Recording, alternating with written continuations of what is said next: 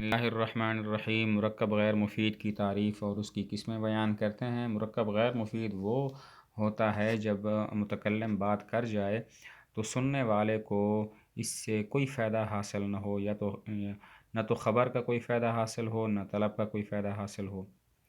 مرکب غیر مفید وہ ہے جب متکلم بات کر چکے تو مخاطب کو، سننے والے کو کچھ فائدہ حاصل نہ ہو، نہ تو خبر کا فائدہ اور نہ طلب کا فائدہ کہ متکلم کچھ حاصل کرنا چاہتا ہے، کچھ طلب کرنا چاہتا ہے۔ تو مرکب غیر مفید کی 3 قسمیں ہیں: مرکب اضافی، مرکب بنائی اور مرکب منع صرف۔ مرکب اضافی وہ ہے کہ جس میں ایک اسم دوسرے کی طرف مضاف ہو، یعنی ایک اسم کی دوسرے کی طرف نسبت ہو۔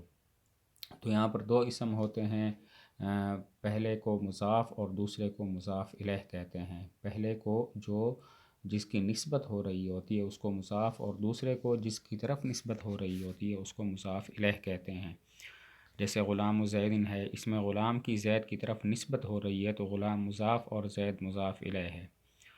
مرکب اضافی وہ ہے کہ جس میں ایک اسم کی دوسرے اسم کی طرف اضافت ہو، یعنی نسبت ہو۔ تو یہاں پر 2 اسم ہوتے ہیں، ایک مضاف یعنی جس کی نسبت ہو رہی ہوتی ہے، دوسرا مضاف الیہ یعنی جس کی طرف نسبت ہو رہی ہوتی ہے۔ جیسے غلام زیدن، اس میں غلام کی زید کی طرف نسبت ہو رہی ہے تو غلام مضاف اور زیدن مضاف الیہ ہوا۔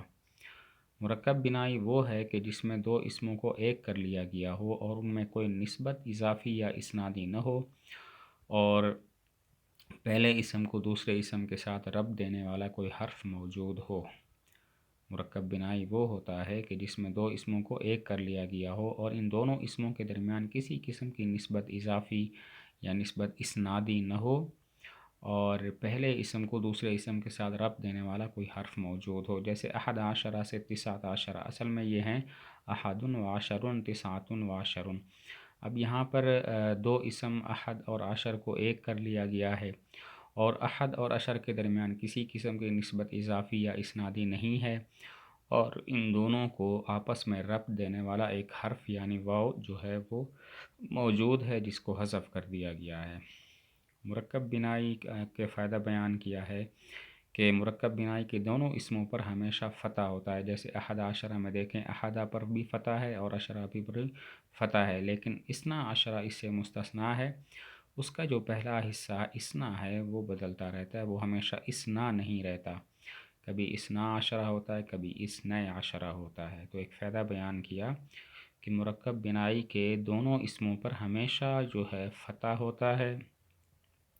جیسے احد عشرہ میں دیکھیں تو احدہ اور عشرہ دونوں پر فتح ہے، لیکن اثنا عشرہ اس سے مستثنا ہے، اس میں ہمیشہ فتح نہیں ہوتا، اس کا جو پہلا اسم اثنا ہے وہ بدلتا رہتا ہے، کبھی اثنا عشرہ پڑھتے ہیں، کبھی اثنی عشرہ پڑھتے ہیں۔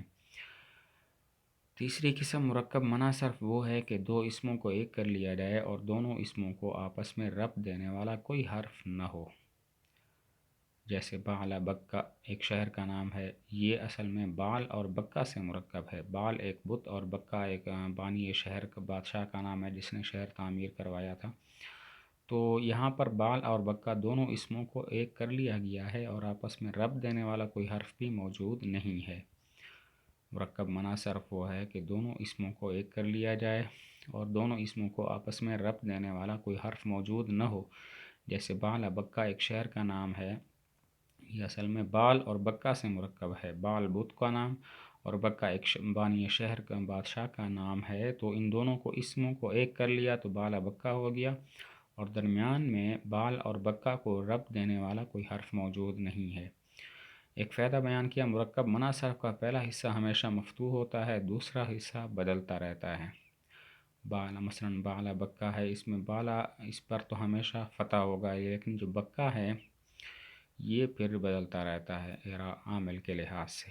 ایک فائدہ بیان کیا، مرکب منع صرف کا پہلا حصہ ہمیشہ مفتوح ہوتا ہے، دوسرا حصہ بدلتا رہتا ہے۔ اور فائدہ بیان کیا، مرکب غیر مفید ہمیشہ جملہ کا ایک حصہ ہوتا ہے، پورا جملہ نہیں ہوتا۔ جیسے ہم دیکھیں احد عشرہ اور بالا بکہ کو، یہ پورا جملہ نہیں ہے بلکہ جملے کا ایک حصہ ہیں۔ ان تینوں کی مثالیں جس سے واضح ہو جاتا ہے کہ یہ پورا جملہ نہیں ہے، یہ ہیں۔ مرکب اضافی کی مثال غلام و زید حاضر، زید کا غلام حاضر ہے۔ یہاں پر غلام و زید مرکب اضافی ہے جو جملہ کا ایک حصہ ہے، پورا جملہ نہیں ہے۔ مرکب اس کی مثال مرکب اسنادی کی مثال جاء احد عشر رجلا، 11 مرد آئے، تو یہاں احد عشرہ کو اگر دیکھیں یہ پورا جملہ نہیں ہے بلکہ یہ جملے کا ایک حصہ ہے۔ اور مرکب منع صرف کی مثال ابراہیم و ساکن و بالا بکہ، ابراہیم بالا بکہ کا رہنے والا ہے، تو یہاں پر بالا بکہ مرکب منع صرف ہے اور یہ پورا جملہ نہیں ہے بلکہ جملہ کا ایک حصہ ہے۔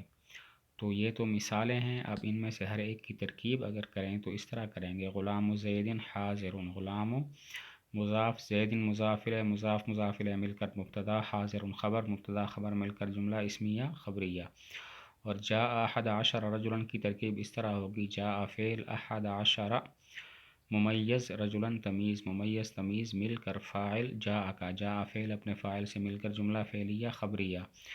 ابراہیم و ساکن و بالا بکہ، ابراہیم بالا بکہ کا رہنے والا ہے، ابراہیم و مبتدا، ساکن و مضاف، بالا بکہ مضاف الیہ، مضاف الیہ مل کر خبر، مبتدا خبر مل کر جملہ اسمیہ خبریہ ہوا۔ آگے کچھ مثالیں ہیں جن کی ترکیب خود سے کرنی ہے۔ قلم و زید نفیس، زید کا قلم نفیس ہے۔ قلم و مبتدا، قلم و مضاف، زید مضاف الیہ، مضاف الیہ مل کر مبتدا، نفیس خبر، مبتدا خبر مل کر جملہ اسمیہ خبریہ۔ قام اربعۃ عشر رجلا، 14 آدمی کھڑے ہوئے۔ قام فعل، اربعۃ عشر ممیز، رجلا تمیز، ممیز تمیز مل کر فاعل قام کا، قام فعل اپنے فاعل سے مل کر جملہ فعلیہ خبریہ ہوا۔ خالد تاجر حضرموت، خالد حضرموت کا تاجر ہے۔ خالد مبتدا، تاجر و مضاف، حضرموت مضاف الیہ، مضاف الیہ مل کر خبر، مبتدا خبر مل کر جملہ اسمیہ خبریہ ہوا۔